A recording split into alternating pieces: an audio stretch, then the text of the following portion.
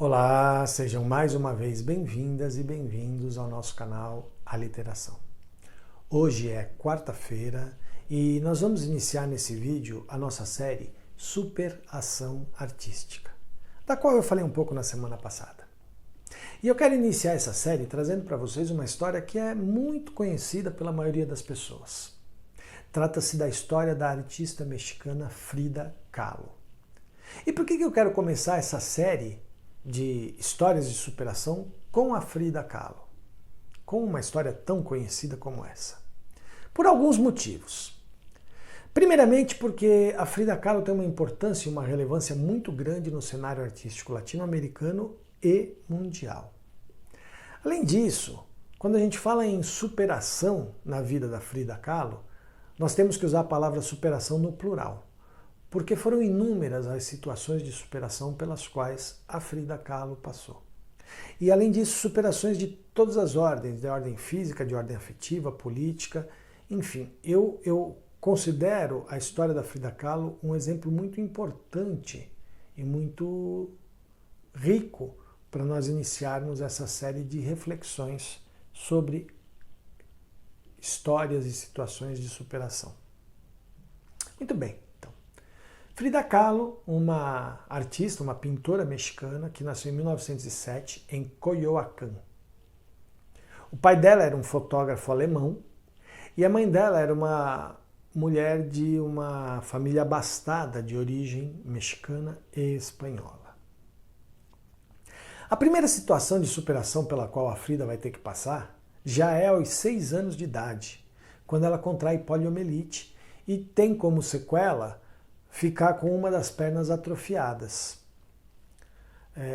Isso fez com que ela sofresse bullying na escola, enfim, ela ganhou o apelido de Frida Perna de Pau. E aí, para lidar com essa situação, ela teve duas atitudes. Uma delas incentivada pelo pai, que foi a de praticar esportes até então considerados masculinos. Então ela praticou futebol, luta, enfim, natação. Ela foi fazer uma série de atividades físicas para lidar melhor com essa atrofia em uma das pernas. Além disso, ela passou a usar então calças e saias compridas, a vestir calças e saias compridas.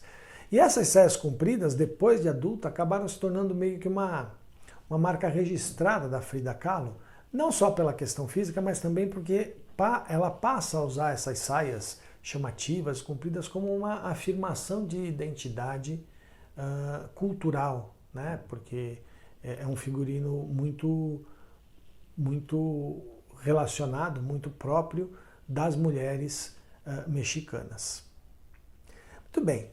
A Frida, então, desde cedo incentivada pelo pai a lidar com esse mundo das artes. O pai, então, fotógrafo, que também pintava, leva ela para passear, mostra para ela cenas, enfim, vê, faz com que ela veja o pai pintando. E aí então ela se interessa pelo estudo das artes e entra na Escola Nacional da Cidade do México para estudar artes. E na escola ela começa a lidar com os movimentos estudantis, com movimentos políticos ligados à arte, à filosofia. E aí, aos 18 anos de idade, vem a segunda situação de superação dela, talvez uma das mais graves da vida dela. E esse talvez vocês vão entender mais à frente por que eu estou falando isso. Ela estava voltando para casa da escola com um namorado dela, que era um estudante, um colega dela de escola, e o ônibus onde ela está sofre um acidente, batendo num outro veículo, num bonde, há quem diga que é num bonde, num caminhão, enfim, num outro veículo pesado também, e uma barra de ferro transpassa o corpo da Frida Kahlo na altura da pelve e do quadril, mas transpassa mesmo, atravessa o corpo dela, perfurando o corpo dela, enfim. É um acidente gravíssimo, ela fica entre a vida e a morte, vai para o hospital, passa meses numa cama de hospital, passa por mais de 30 cirurgias, e é nesse período de meses em que ela fica no hospital que, graças a uma ajuda, a uma ideia do pai, ela começa a pintar. E como é que ela começa a pintar? O pai pede para construir na cama em que ela está uma espécie de estrutura onde ela pode olhar a imagem dela refletida no espelho, e ela tem à frente tela, um suporte com tela, que ela possa mesmo deitada pintar. E é então nesse período que ela começa efetivamente a pintar, e pinta autorretratos dela, inúmeros autorretratos dela, alguns muito famosos, onde ela consegue botar para fora toda a dor, toda a angústia que ela está sentindo pela situação que ela vive. Bom, ela se recupera disso, volta à vida dela normal, volta para a Escola Nacional, e aí, aos 22 anos de idade, ela vai passar pela terceira situação de superação da vida dela. E dessa vez não é uma situação de superação de ordem física. Ela conhece na Escola Nacional um pintor já reconhecido, já famoso, o muralista Diego Rivera, muito mais velho que ela, né? Ela tinha 22 anos, ele tinha 41, mas ela se apaixona por ele, enfim, e eles se casam. E por que isso passa a ser uma situação de superação para Frida Kahlo? Porque o Diego Rivera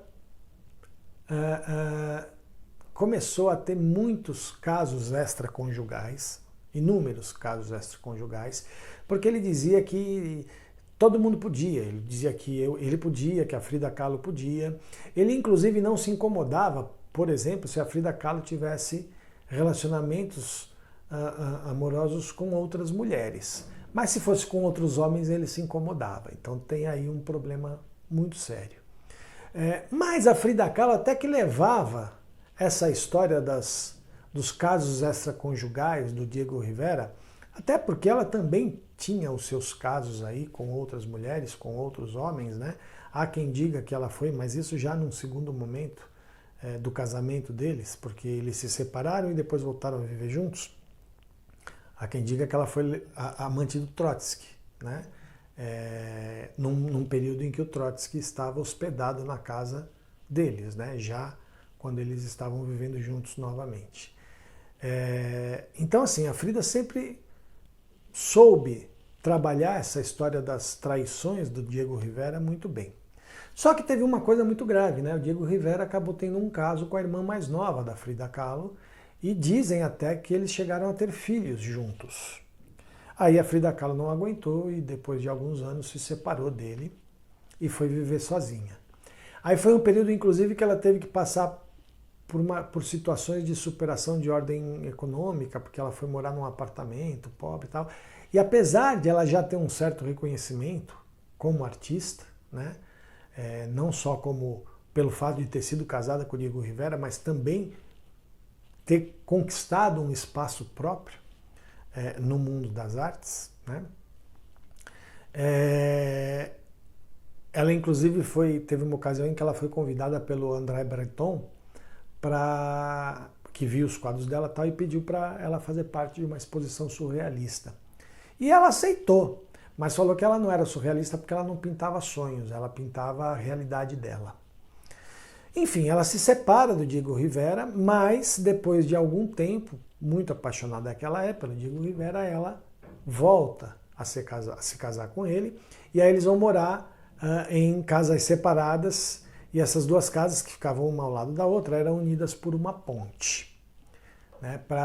Foi a maneira que ela arrumou de tentar lidar com essa paixão que ela tinha pelo Diego Rivera, mas ao mesmo tempo de manter um certo espaço de independência entre eles. Bom, também não deu certo de novo, enfim, também acabou sendo um casamento terrível, né? E aí eu vou voltar àquilo que eu falei do talvez, porque teve uma ocasião em que a Frida Kahlo chegou para o Diego Rivera e falou: eu tive 2 grandes desastres na minha vida, o acidente de ônibus e o meu casamento com você. E você foi o pior deles. Então, assim, a Frida Kahlo ficou muito machucada por esse casamento com o Diego Rivera. Até porque durante o casamento deles, nessas 2 etapas do casamento deles, ela, que queria muito ser mãe, acabou sofrendo 3 abortos espontâneos. Então, mais uma vez, ela teve que superar essa situação de ordem física e de ordem afetiva, de que ela não poderia ter filhos, em virtude, inclusive, do acidente que ela sofreu. aos 18 anos de idade. E aí, no fim da vida da Frida Kahlo, né, em 1953, ela vai morrer em 1954, mas em 1953 ela passa por uma outra situação, também terrível, que ela pega gangrena no pé e tem que amputar o pé, né? E aí é mais uma situação de superação, e ela fala, para que eu preciso de pés se eu tenho asas para voar, enfim. E então, em 1954, a Frida Kahlo morre de embolia pulmonar. Há quem diga que ela se matou em virtude de algumas mensagens que foram lidas depois que ela morreu, tal, mas a versão oficial é que ela morreu de embolia pulmonar. Bom, só de contar a história da Frida Kahlo a gente consegue perceber por que ela está aqui nessa série, né? E por que ela abre essa série de superação artística. Mas eu quero refletir algumas coisas a respeito desse processo de superação da Frida Kahlo. Primeiro assim, eu não vou negar, é impossível negar a força que essa mulher tinha, né? Porém, essa força, além das questões internas dela mesma, a gente não pode desprezar o fato de que ela tinha uma estrutura externa, principalmente na infância e na adolescência, dada pelo pai, pela mãe, enfim, que possibilitou a ela trabalhar esses afetos necessários para que ela superasse as situações, né? Então, lá na poliomielite da infância, ela teve todo o apoio do pai em praticar esportes e tudo mais. Quando ela sofre o acidente aos 18 anos de idade, ela tem todo o apoio dos pais, né? Do pai e da mãe nessa coisa, nessa estruturação desse suporte para que ela pudesse começar a pintar. Ela estudava, quer dizer, ela teve a possibilidade e um incentivo de estudar a arte do jeito que ela queria. A possibilidade da militância política, ela foi do Partido Comunista, enfim. Então ela sempre teve uma estrutura política e social por trás que deu base para que ela pudesse usar a sua força interna e superar tantas histórias e tantas situações terríveis pelas quais ela passou, né? Tem uma coisa sobre a Frida Kahlo, porque a Frida Kahlo hoje em dia ela é um ícone dos movimentos feministas, né? Mas a Frida Kahlo nunca foi feminista. Ela nunca participou diretamente de movimentos feministas. Obviamente ela lutava pela afirmação das mulheres mexicanas e tudo mais, mas a luta dela era muito mais por uma identidade do povo mexicano e da tradição mexicana do que uma luta feminista por si, tá? Isso não diminui a força que a Frida Kahlo tem enquanto mulher, teve, né? Enquanto mulher empoderada, enquanto mulher libertária, enquanto mulher que não levava desaforo para casa. Quer dizer que você tem um caso, eu vou ter um caso também. Se você pode, eu também posso, né? Vencendo esse machismo do qual ela foi vítima direta pelas ações do Diego Rivera, né? Então é muito importante a gente perceber isso, que a Frida Kahlo, ela não carregava nenhuma bandeira específica, ela falava da vida dela na obra dela, a obra dela é uma expressão da vida dela e da vontade dela de valorizar a identidade mexicana. Tá? Essas são as duas grandes bandeiras da arte da Frida Kahlo.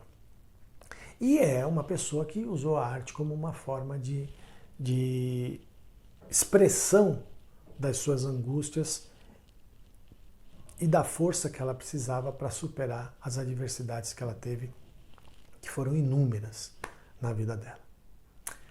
É isso, pessoal. Eu poderia falar muito mais coisas sobre a história da Frida Kahlo, mas foi só para a gente iniciar a nossa série de histórias de superação.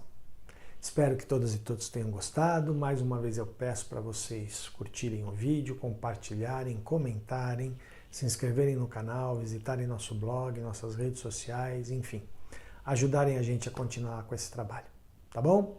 Quarta-feira que vem a gente tem uma outra história aí para contar para vocês. Valeu, gente. Até semana que vem. Tchau, tchau.